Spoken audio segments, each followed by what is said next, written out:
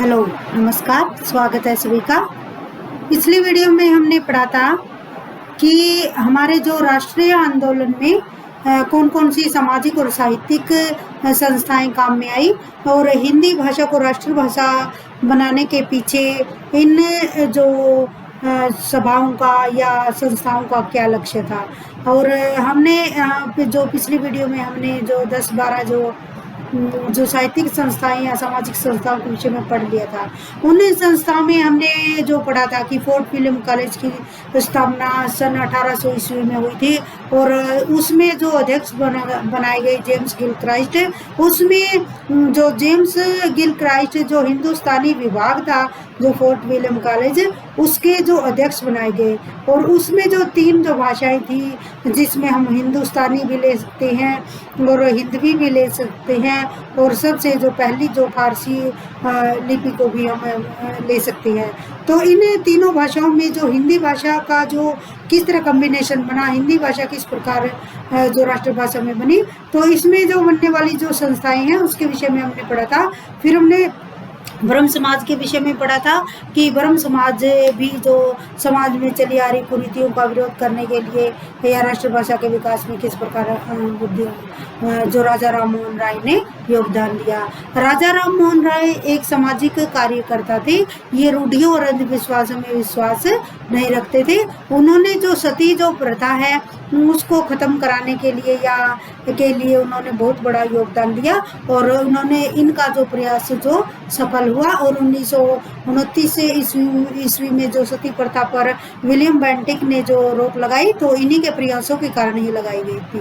और नेक्स्ट हमने जो प्रार्थना समाज, थियोसॉफिकल सोसाइटी जो दयानंद सरस्वती द्वारा जो स्थापित जो संस्था थी उसके विषय में पढ़ा था। और अन्य जो सामाजिक जो साहित्यिक जो संस्थाएं थी, नागरिक प्रचारणी सभा जिसकी स्थापना 1893 ईस्वी में की गई थी, जो श्याम सुंदर दास एक हिंदी साहित्य के महान लेखककार थे। उन्होंने जो हिंदी भाषा में किस प्रकार की उसका विकास करना चाहिए, क्या कमियां हैं और हिंदी जो वर्तनी है, हिंदी वर्णमाला है, उसमें क्या क्या परिवर्तन करना चाहिए, उसमें सुधार कौन कौन से करने चाहिए, तो इसके विषय में श्याम सुंदर दास जी ने अपने जो हिंदी भाषा को आगे बढ़ाने में योगदान भी दिया था। और जो हिंदी भाषा को प्रचार में जो शिव प्रसाद सिंह 1868 ईस्वी में जब उन्होंने बहुत ही लंबा योगदान दिया और जो 1868 ईस्वी में उन्होंने योगदान दिया। इसके अतिरिक्त जो बाल गंगाधर जो तिलक थे, उन्होंने भी बहुत ही अच्छा योगदान दिया हिंदी भाषा के प्रचार और प्रसार में। और इस प्रकार जो हमने जो गुजरात विद्यापीठ तक हमने पढ़ लिया था। और चलिए अब हम आगे पढ़ते हैं कि कौन कौन सी संस्थाएं प्रभाव में आई और इन संस्थाओं ने किस प्रकार जो हिंदी भाषा के राष्ट्र प्रचार में और हिंदी जो साहित्य में किस प्रकार अपना जो योगदान दिया और इन्हीं जो संस्थाओं के फलस्वरूप जो राष्ट्रभाषा हिंदी बनी। चलिए पढ़ते हैं कि राष्ट्रभाषा आंदोलन में स्थापित सामाजिक व साहित्यिक संस्थाएं। तो यहाँ तक हमने पढ़ लिया था। गुजरात विद्यापीठ की स्थापना अहमदाबाद में हुई। जैसे नाम से ही जो हम समझ सकते हैं कि इसकी जो स्थापना गुजरात में के अहमदाबाद में हुई और 1920 ईस्वी में हुई। नेक्स्ट है हिंदुस्तानी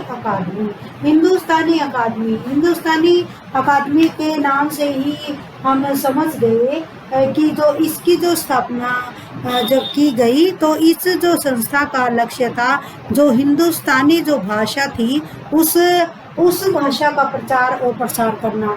हिंदुस्तानी भाषा एक ऐसी भाषा थी जिसमें उर्दू और जो फारसी के शब्दों का जो प्रयोग अधिक होता था, यानी कि उर्दू और फारसी से रिलेटेड शब्दावली का प्रयोग हिंदुस्तानी भाषा में होता था। जैसे कि मैंने पहले भी बताया था कि हिंदुस्तानी और देवनागरी लिपि इन 2 भाषाओं में एक द्वंद्व चला था। तो इसमें जो हिंदुस्तानी जो लैंग्वेज थी, इसके जो पक्षधर थे पंडित जवाहरलाल नेहरू, महात्मा गांधी आदि जो इसके पक्षधर थे।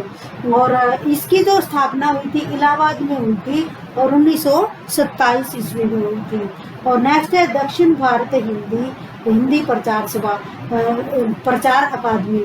तो दक्षिण से ही हम समझ सकते हैं कि ये जो भारत के जो निचले जो हिस्से है दक्षिण के, तो वहाँ जो स्थापित इसकी जो स्थापना हुई, ये इसकी स्थापना अहमदाबाद में हुई थी। दक्षिण भारत हिंदी प्रचार अकादमी, इसकी जो स्थापना अहमदाबाद में हुई और 1927 ईस्वी में हुई। इस संस्था का लक्ष्य भी जो हिंदी का भाषा का प्रचार आगे बढ़ाने में था।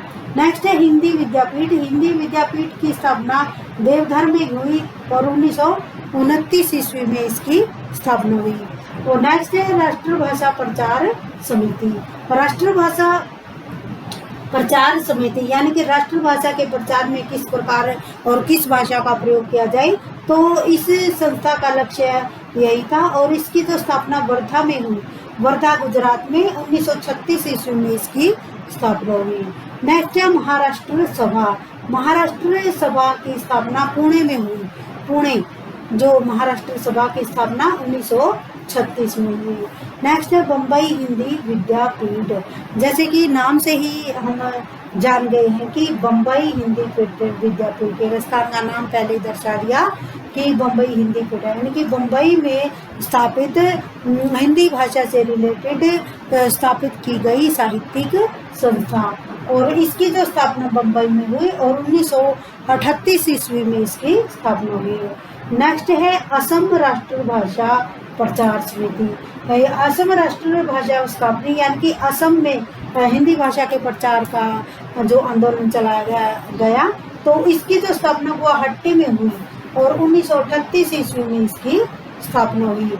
और जैसे कि हम देख रहे हैं कि जो किसी भी जो क्षेत्र का नाम है वो पहले ही दिया गया है, तो यहाँ पर जो जैसे असम की संस्था, बम्बई की संस्था, महाराष्ट्र बम्बई में का वो है जो बम्बई इसकी राजधानी महाराष्ट्र की। और आगे है जो बिहार राष्ट्रभाषा परिषद, इसकी जो स्थापना पटना में की गई। और पटना में जो स्थापना की गई, इसकी जो स्थापना की गई वो दिल्ली में की गई और 1951 ईस्वी में इसकी स्थापना की गई। नेक्स्ट है अखिल भारतीय हिंदी संघ।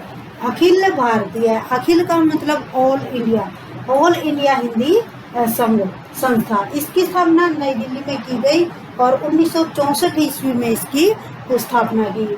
नेक्स्ट है नागरी लिपि परिषद। नागरी लिपि परिषद की स्थापना 1975 ईस्वी में की गई। तो हम देखते हैं कि जो असम राष्ट्रभाषा प्रचार जो समिति है, यहाँ तक जो हमारी जो संस्थाएं थी, तो यहाँ तक जो हिंदी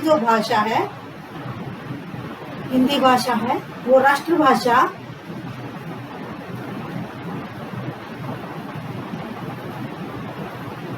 बन गई थी।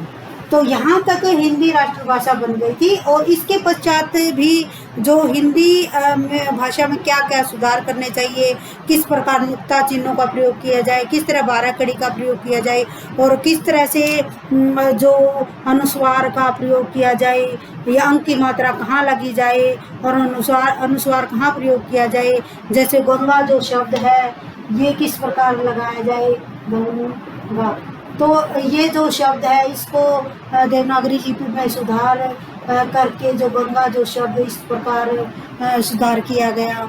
और हिंदी जो व्याकरण है 1921 ईस्वी में कामता प्रसाद गुरु हुए, उन्होंने जो हिंदी व्याकरण लिखा 1921 ईस्वी में। उसके पश्चात जो 1958 ईस्वी में जो किशोरी दास वाजपेयी है, उन्होंने जो हिंदी शब्दानुशासन लिखा। हरदेव बाहरी जो एक राइटर है 1980 ईस्वी में, उन्होंने जो हिंदी भाषा के प्रचार में किस प्रकार का सुधार करना चाहिए या अनुस्वार का जो प्रयोग किस प्रकार किया, 1980 ईस्वी में उन्होंने अपना जो सुझाव देकर यानी कि हिंदी भाषा राष्ट्र प्रचार जो समिति को पत्र लिखकर यानी कि इसमें सुधार करवाया। और इसका जो पहले जो प्रभाव था श्याम सुंदर दास, जैसे कि हमने पढ़ा है, श्याम सुंदर दास जो नागरिक प्रचारणी सभा के अध्यक्ष थे, उन्होंने सबसे पहले ही इस जो अक्षर, ये जो गंगा जो शब्द है, इस जो वर्ण है, इसका सुझाव उन्होंने पहले ही दे दिया, लेकिन जो इसी में जो सुझाव जो होते होते बहुत लंबा समय बीत गया। और 1980 ईस्वी में जो हरदेव बाहरी ये एक हिंदी राइटर है, तो उनके प्रयास से ये जो हिंदी जो देवनागरी में सुधार किया गया। और इस प्रकार हमने जो आज पढ़ा कि हिंदी भाषा के प्रचार और प्रयास में किस प्रकार जो सामाजिक और साहित्यिक जो संस्थाएं हमारे जो देश में आई और उन्होंने जो हमारे देश में किस प्रकार योगदान दिया। चलिए एक बार और रिवीजन ले लेते हैं कि राष्ट्रभाषा के विकास में जो हिंदी ने अपना जो योगदान किस प्रकार दिया, इसमें जो स्थापित होने वाली संस्थाएं, कौन कौन सी संस्थाएं स्थापित हुई। सबसे पहले ये गुजरात विद्यापीठ, इसकी स्थापना अहमदाबाद में 1920 में। नेक्स्ट है हिंदुस्तानी अकादमी इलाहाबाद में इसकी स्थापना हुई और 1927 ईस्वी में इसकी स्थापना हुई। दक्षिण भारत हिंदी प्रचार अकादमी अहमदाबाद में 1927 ईस्वी में। हिंदी विद्यापीठ देवधर में 1929 ईस्वी में। राष्ट्रभाषा प्रचार समिति वर्धा में गुजरात में 1936 ईस्वी में। महाराष्ट्र सभा पुणे में 1936 ईस्वी में। बम्बई हिंदी विद्यापीठ बम्बई में 1938 ईस्वी में।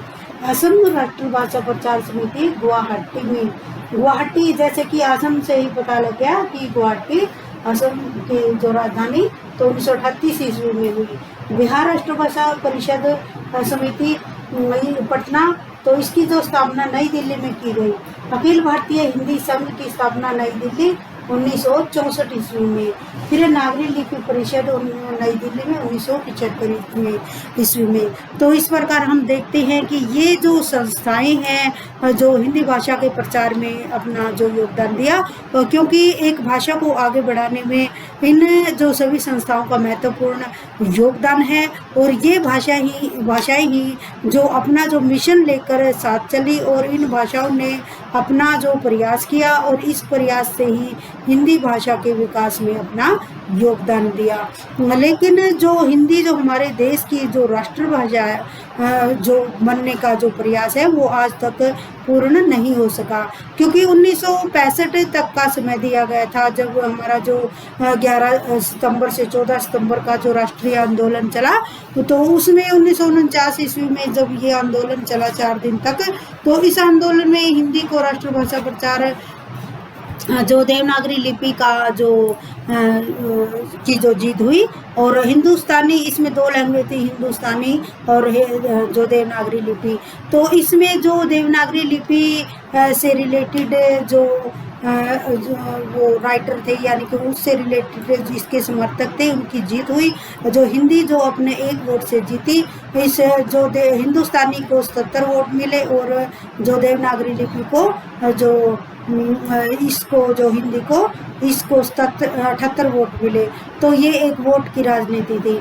तो इस प्रकार हम जो देखते हैं कि लेकिन 15 साल का, क्योंकि बहुत सारे राज्य ऐसे हैं जो कि हिंदी भाषा को समझने और बोलने में जो कठिनाई महसूस करते हैं, और उन्हें ये दुरूह शब्दावली महसूस होती है। और इस शब्दावली से उनकी समस्या को ध्यान में रखते हुए जो देश में जो ये सुझाव दिया गया कि 15 वर्षों तक जो हिंदी भाषा को राष्ट्रभाषा बनाने में प्रयास करना चाहिए। लेकिन स्थिति आज भी जो कि त्यों है कि आगे जो इसका समय बढ़ाया गया, 1965 से 75 कर दिया गया। और इस प्रकार जो आज हम 2020 में बैठे हैं और आज तक भी जो हिंदी है जो अपने स्थान पर आने के लिए जो अपना प्रयास कर रही है।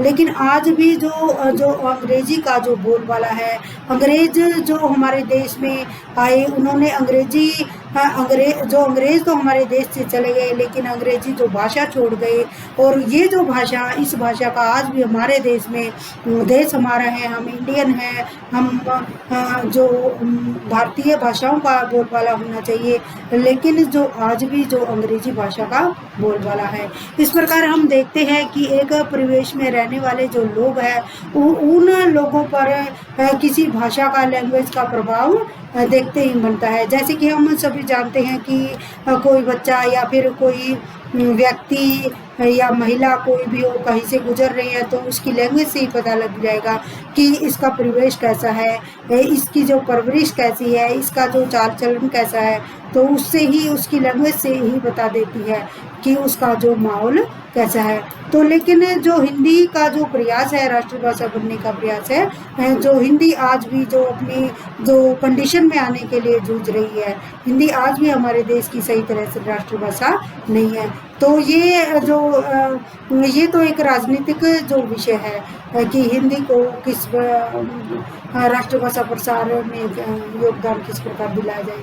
तो हमने आज जो हिंदी भाषा के प्रचार प्रसार में जो किसने जो संस्थाएं आई, उन्होंने किस प्रकार अपना योगदान दिया, और इसमें जो बहुत सारे जो बाल गंगाधर तिलक, शिव प्रसाद सितारे हिंद, राजा राम मोहन राय, ईश्वरचंद्र विद्यासागर, बहुत सारे जो राइटर, लेखक आए, और जैसे जो भारतेंदु हरिश्चंद्र हुए, उन्होंने लिखा कि हिंदी भाषा को प्रचार या प्रसार कराने में उन्होंने लिखा कि हिंदी नई चाल में ढली। उन्होंने एक रचना लिखी, हिंदी नई चाल में ढली।